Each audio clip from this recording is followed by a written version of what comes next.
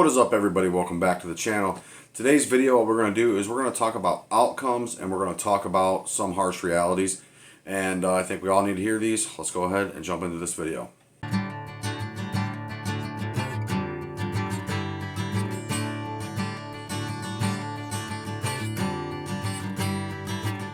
Alright, y'all, so as the intro said, we're going to talk about outcomes and some harsh realities. If y'all wondering where I've been, man, I've been ultra busy, super busy. The weather up here has been just horrible. I mean, it has been awful. It's really putting a hurting on us up here. No hunting getting done, that type of thing. No dogs even being outside most time because the weather's so bad. On the other side of that, for those of you that have been around the channel since the start, everybody kind of knows that my channel was a music channel to start with, so I've been kind of taking this time to work on my music and do that whole thing, and so I haven't been really posting a lot or doing a whole lot of things.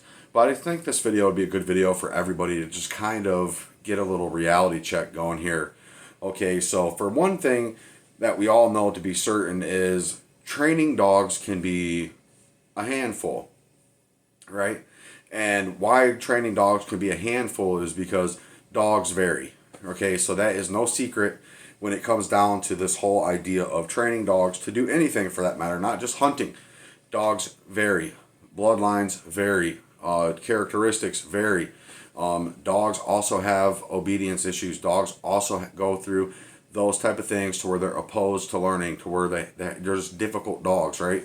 So we have that whole idea of things. Now, I'm not some big lucky guy who has been afforded, you know, to be born into a family that had been breeding coon dogs for the past 100 years. And what I have on my lot is dogs that come from proven lineage going back till the start of America, right? People that are afforded that luxury just don't know how good they got it, right? They don't know how good they have it. There's a whole underbelly of the coon hunting world. There's a whole underbelly of the dog world. There's a whole underbelly of the coonhound breedings and dog breeding world, right? There is dogs that are bred not right. There is dogs that aren't meant to go, but people still try to get them to go. There is dogs that are not the top notch of the top notch dogs, and there is dogs that are duds that people are fooling with. And that's just the reality, the harsh reality of the thing. Now the outcomes, okay, so I said I was to talk about the outcomes. The outcome for a dog is based on how you decide to fix that situation. Now, I could go out here and buy the same bloodline of dogs for the past 20 years, and I know how to start them, I know how to get them going, I don't have any problems out of them, I have figured out all the kinks out of them, and they give me that dog, and then he's running and treeing coons in a month or two, right? So I can have that afforded to me, and I can have that knowledge about that particular mindset and that particular lineage of dogs, and I'm an expert in that sense. And then in that sense, them dogs are easy to get going. Them dogs are easy for me to handle. And one thing that a lot of people fail to understand and fail to kind of get is that a lot of guys who are doing big things out here in the world of coon hunting are usually pulling from dogs that are related.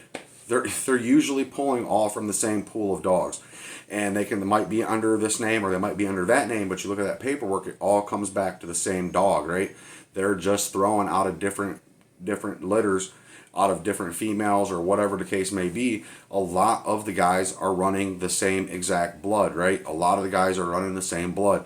Dogs might look different, they might act different, they might have a little tweak in their bloodline, whatever, but most of them go back to the same kind of stuff, right? So we do have the guys that are out here that are running their own blood, that have made their own bloodlines and doing that whole thing.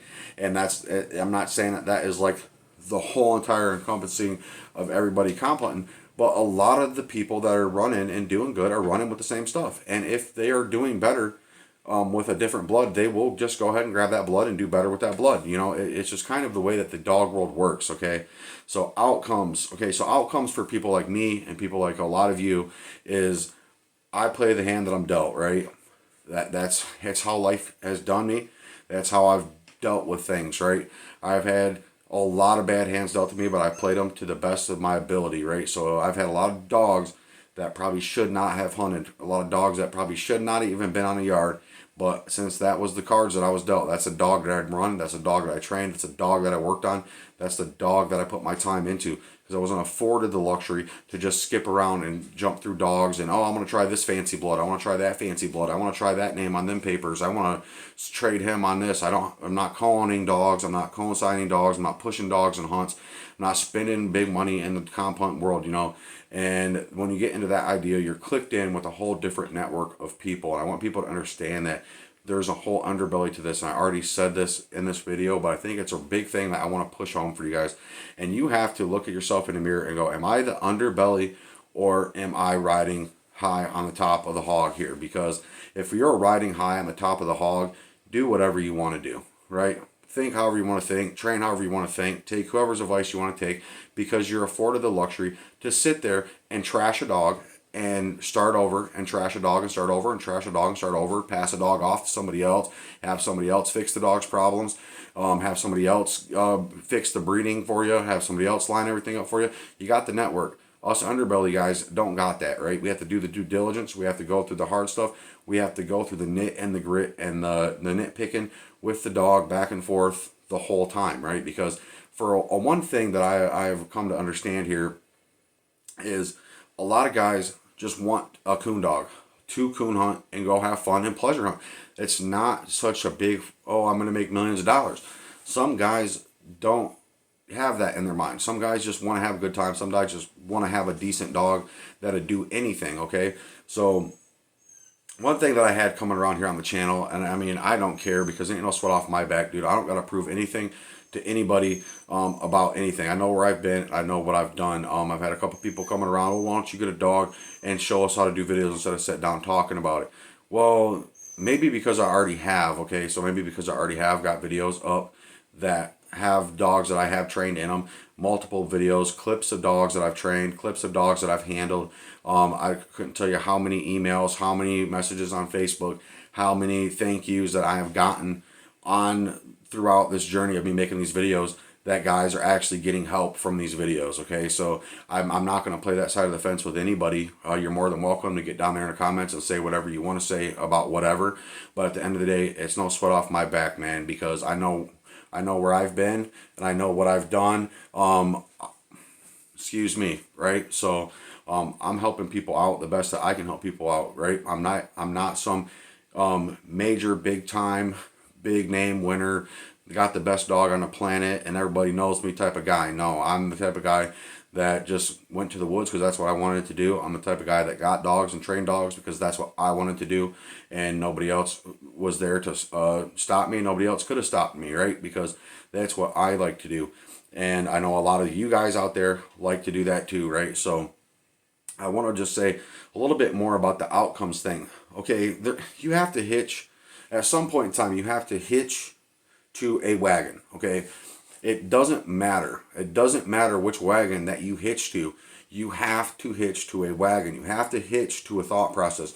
You have to hook up to some type of consistency, or you're never going to train a dog. Or you're going to trash a dog. You're going to cause a dog to not go. You're going to cause a dog to have a lot of issues. Because if you're hopscotching between this realm of thought and that realm of thought and this realm of thought and then that realm of thought, and then this guy says this and you jump on that wagon, and this guy says this, you jump on that wagon, and you start putting all this stuff on that dog, what this guy thinks and what this guy thinks and what this guy thinks and what this guy thinks, they might all work individually. It might get you there, it might get you there, it might get you there, and it might get you there. But when we start going, I'm going to listen to him, and then I'm going to listen to him, and then I'm going to listen to him, and then I'm going to listen to him, there's no way that you're getting 5 different pieces of advice and applying it to one situation and getting that dog to do anything that's worthwhile, okay?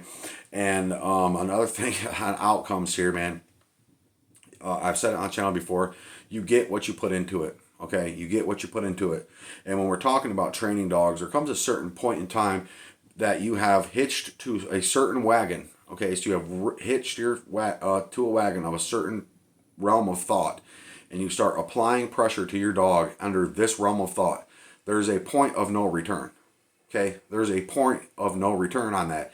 You can get so deep into this realm of thought that when you go to switch, it will not work for you. It just will not work. You will have to apply the pressure, and you will have to stick with the original thought, even if you do not like it anymore.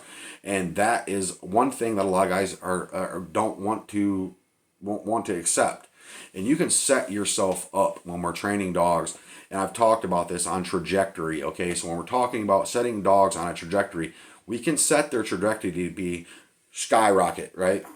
Whoop, straight up. Or we can set them on a little trajectory that we can gradually keep up with. Now, what a lot of times happens, and it's happened to me a bunch of times too, you know, having big aspirations and having big dreams about whatever, I set my dog on this trajectory right here. When the reality of it is, I myself cannot go on that trajectory. I cannot put the effort in to get there. I cannot stay in the woods enough to get a dog to stay on this trajectory. And what happens is the dog will go like this. He'll be on that trajectory, and then he flatlines. There's nothing more that you can do for that dog because you yourself have set yourself up for failure, right? And recalibrating and readjusting your intentions, readjusting the dog's trajectory is a very hard thing to do, especially if we have put ourselves on this point of no return path. So it's kind of like there comes to a point in a crossroad if you're having a dog and it's having a lot of problems. You have to hitch your wagon to a realm of thought and you have to see it through. Okay, that's the only thing that I'm going to tell you guys. I don't want to get on here. I don't want to tell you guys to rough handle dogs. I'm not going to come on here and tell you guys to shock the ever living love out of a dog. I'm not going to come on here and tell you to whip the britches off a dog. I'm not going to come on here and tell you to do any of that because that's the wrong idea. That's not what I'm on here to preach. That's not what I'm on here to practice. But the reality of the situation is a lot of guys have hitched to that kind of thinking, have hitched to that realm. And what I'm going to say is that loses a lot more dogs than the other realm of thinking. And why that is because a lot of dogs cannot have the wherewithal to stand up to that pressure and to stand up and do what that man wants him to do when he is in that realm of thinking of the whooping and the shocking and the harshness and all that stuff. It's a lane. Believe me, it's a thing. People do it. It works for people all the time. But it's kind of like you hitch your wagon to that for long enough on a particular dog, you have to double down on that. And that's not any good. And a lot of guys end up, when they come to that point where they go, oh, I have to double down to see this through. I have to double down to make this work. I've realized my mistake, and I don't want to double down on a mistake to fix this dog around. When you get to that point, that's when guys get rid of dogs. Okay, so I will just tell you that right now, because a lot of dogs, they will grow accustomed to be on that wagon, and then they've got you to a point to where it's time to double down, and you won't because you know it's wrong. And that dog just goes, ha, gotcha. And he just does it to you. He does whatever he wants to you because he knows you ain't going to double down on it. And it sucks. It sucks to have to be put in that position. Maybe we should recalibrate that dog and get off of that trajectory, try something whole new. But the reality of the situation, if we're doing something in a wrong way for long enough, the only way to correct it is to keep doing it wrong until they get it right. And that is just kind of like one of those things that you have to ponder and you have to think about. Now, problematic dogs, they're out there, dude. And I'm not going to sit here and I'm not going to act like I haven't taken a good dog and cause it to be a junk dog. Okay? It happens. You will absolutely, without a doubt, cause this to happen. You can take an excellent dog and cause it to be complete junk. Unhandleable, unhuntable, be-aroundable. You can take this dog and make it be that dog. Just like that. And if you do, you've learned your lesson, right? You've learned your lesson. Do we scrap the dog and start over? You might not have any other choice.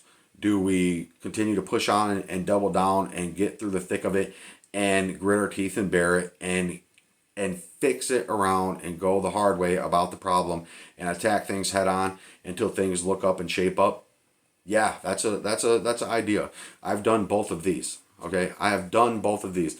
I don't want to sit here and act like I've owned every kind of dog in the world, or I've hunted every kind of dog in the world, or I know everything about every single dog, because that is absolutely not the case. But what I can tell you is I have owned enough dogs, and I've trained enough dogs, and I've been around enough dogs, and I've hunted enough dogs that I have witnessed countless mistakes. I have made countless mistakes on dogs, and I have made devastating mistakes on dogs that costed me very, very good dogs, right? So I've been there. I have done that. I have tried approach after approach after approach. And my channel basically is you guys need to quit listening to all the baloney. There's so much baloney, and the thing about it is guys are full of it, and they'll give you advice, and then you will get the work done on that dog, and then you will find out after that guy was full of it, and you won't realize until you see the bad effects of what comes out of that. Now, the whole idea that I've tried to portray here on the channel, the whole idea that I've tried to get you guys to get behind, is to really think through the effects of what you're doing. Okay, it doesn't really kind of matter what we decide to do, what wagon that we decide to hitch to, but we need to have the ability to think forward and see how that is really going to affect that dog down the road. And like I said on, I believe, my last video, we're trying not to throw a stick in the tire, right? That's the sort of speak. Now, I have talked a lot about getting dogs started and trying to get dogs started in such a way that there's minimal blowback on you later on, because when we do start dogs, there's a lot of blowback that happens, and we don't get it until like a year down the road. And when that happens, that's when we go, ooh, I really stepped in it and I didn't even know it, right? It blows up in your face and you have a big problem, you have a big issue. Now, it's all fine and good to just take it a very simple approach and think nothing of it, and just think the dog does it or the dog don't. And then there's another level to this, and there's a whole nother level to this. And if he does this, then what? If he does that, then what? If he does this, then what? If I teach him how to do this now, what does that mean for me later? There's a way to think, and there's a way to process information that is going to set you up correctly when we're talking about a trajectory. If we want to carefully plan the trajectory of a hound, if we want to carefully plan the idea behind a dog and how we want a dog to play out over a course of years and years, you need to think about it. You need to think about it, right? And a lot of times what will happen is we'll just go, oh, I'm going to do this. Oh, I'm going to do that. He said do this. I'm going to do that. They said do this. I'm going to do that. They said do this. I'm going to do that. And before you know it, you've lost track. You have lost track of the blowback that you have coming your way for the mistakes and the issues that you've created in your dog. Now, it is kind of like one of those things. Like I said, you have to hitch to one realm of thought, and that is your best chance to make it through. Now, there's a lot of realms of theories and a lot of realms of ideas behind different types of guys and different types of hunters, okay? And that's one thing that I made the whole video compilation of different hunt styles and different hunt methods, and then I went through and I made the different types of dogs and how they're bred, and just I've tried to break down as much stuff as I can break down in my knowledge bank, just to give you guys the best tools in your pocket to go ahead and assess a situation and go, this is good information for me, or this is bad information for me. Now, I have not sat on here and I have not pointed a finger at anybody and said that what they are doing is wrong. I have not sat on here and said that anybody out here trains a certain way is doing things the wrong way, because I don't believe that, right? Because each of these people, each of these realms of thought and these ways of thinking have produced dogs that hunt. Now, I don't care who you are, you cannot make a dog hunt better or worse than it's ever going to hunt, okay? You can try to eke an edge. You can try to get a dog set into position to where it's kind of always looking good. You can try to lob the dog the best plays that the dog can play, and that will keep you in a good shine, a good light, and keep you in a good way with a particular dog, right? But at the end of the day, a dog is only as good as a dog is ever going to get. We do have a period of time between just starting and a seasoned to where they will grow, but at some point in time, every single dog hits its peak, and it is not going to go any farther. It is not going to hunt any harder. It's not going to tree any harder. It's not going to get you more coons. There is a stopping point for all dogs, right? There's a stopping point for all dogs.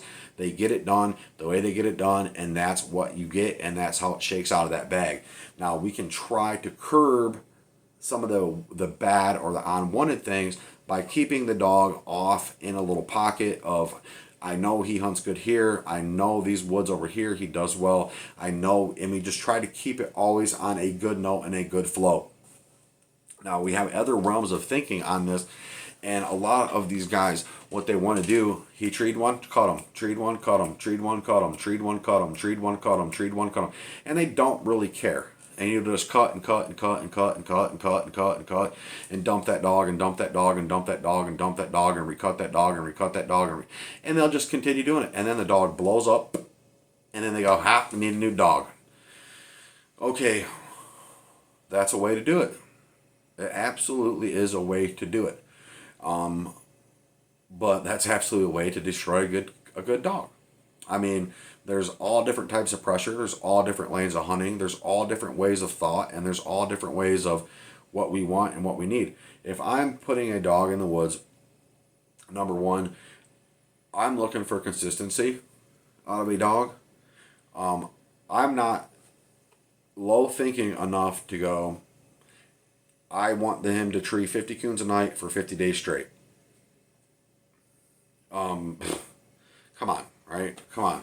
And I'm also not low thinking enough to go, he treed 10 now, he didn't tree any for a week, then he treed 1, and then he treed 10 again. That's a dog. Okay, so that's a dog. We don't need to get caught up on these little moments like that. And that's one thing that I preach. So outcomes are basically what you're going to put into this dog, what trajectory you set that dog on, how you've behaved, and how you've stayed goal orientated, and how you have maintained that dog on that trajectory, and all that whole thing. And one thing that I do want to say to you guys is rough handling and taking this other side of the ticket, taking this heated guy, taking this whipping guy, taking this shocking guy, taking this kind of guy where you want to lay the boots to the dog all the time. These guys, number one, every time you see them, they'll probably have a different dog. That's how it works. That's just how it works. They will go through more dogs than anybody else, okay? Now, my idea behind this is if I want a dog, and I don't want a dog unless it suits me, and I want a dog that suits me for a very long time. And that's my mental process behind it. Does that mean that if I spot that this dog isn't for me, that I just treat it any old way and then just throw it on the wayside? No. I'll give this dog a fair shake, just like any other dog that would suit me. But the dogs that suit me, let's say I come across a dog that it's the size I like, it's the build that I like, it's the color scheme that I like, it hunts the way that I like, it's consistent the way that I like, it behaves well, it's obedient, it's smart, it checks all the boxes for me. I would like to keep on to that dog for a very, very, very long time, and I would do anything and everything to keep that dog locked in on a healthy trajectory to maintain that dog over the longevity of a lifetime. Not the other way around, to where I'm just sticking a dog in the woods until it blows up, and then getting a new dog and sticking it in the woods until it blows up, and then getting a new dog and getting a new dog and getting a new dog. We can think that way. And I know a lot of guys have had these rock star dogs that are just amazing dogs, and they really get it done the right way, and they just go, he's not getting it done good enough, get rid of him. He's not getting it done good enough, get rid of him. He's not getting it done good enough, get rid of him. If you are looking at a dog in a way of money, if you're looking at a dog in a way of you don't care what that dog's life is like as long as he puts money in your pocket, then it's probably a good thing that you don't get help from my videos. So that's all I'm going to say about it. One thing that I will say on that note is hunting dogs are absolutely hunting dogs in my book. They are cut different. They are to be treated different, and they are to be handled different and looked at different than house pets. And they are replaceable, not expendable. Okay, so that's what I will think about in that way. There's two different ideas. If we run a dog like it's expendable versus that we can replace this dog if we really have to, or an irreplaceable dog, then we will understand where we're standing at in our training and which post we should hitch to. Because if we look at a dog as like it is the dog that we really like and the dog that we really want to keep and the dog that is our best friend and we want to hunt it all the time, and that dog is irreplaceable, then you need to take care in the way that you do things. You need to take care in the way that you train, and the way that you hunt, and the way that you handle. If you look at a dog in the way that is replaceable, there's a lot more leeway there. Does that mean that a dog is completely just disregarded at all for any value? No, but it means that if this dog were to be worse off, I could get a new one and replace this dog. Expendable dog, who cares? And a lot of guys act and treat dogs like they're expendable, especially when they're hunting them. And that's an old school way. It's an old school way of thinking. But when we get down into the nitty gritty of it, what have we done when we've traded dogs that way and hunted dogs that way and trained dogs that way?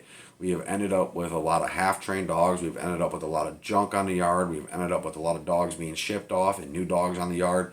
And one thing that is the hard thing to do is realize that you can go through multiple dogs before you wake up and realize that you're the problem, right? That's the big tough pill to swallow. When we get a dog, we train on it for a while, and we go, this dog's not working, I'm gonna get a new dog. Train on it for a while, it's not working, get a new dog. It's not working, get a new dog. It's not working, get a new dog. And next thing you know, you're 5 or 6 years going through five or six dogs, and not a single one of them have turned out. And you haven't hit that moment where you go, the common denominator between all 6 of these dogs is me. I'm training wrong. I'm doing things wrong. These dogs aren't working out because of me. I need to change what I'm doing, and then I'll grab a dog, try something different, and the dog will turn out the way that I want it to turn out. Because you have to assess this. You have to assess that problem, man. It's kind of like one of those things to where, a problematic person always wants to blame everybody else and say, oh, it's their fault that I'm in trouble. It's their fault that blah, blah, blah. You're the common denominator in this whole thing. And I don't want to point my finger at you guys like that, but you guys have to be the one to do that in order to realize that, in order to fix mistakes and change, to be able to actually train dogs, to be able to actually get results, to be able to actually have what you need to have. Now, I'm really don't know when the next time I'm going to post is, but this video is just putting it out there. Some harsh realities and some wake up calls. Maybe we can get some people turn the leaf over there on the negative side of thinking. There's a lot of different realms of thought out there in the world, and you guys can think however you want to think, and I'm going to think how I think. You know what you know, and I know what I know, right? So, you know what, you guys, I greatly appreciate each and every one of y'all coming in, liking and subscribing and commenting and doing the whole thing. But y'all keep them treed, man. I'll see you next time.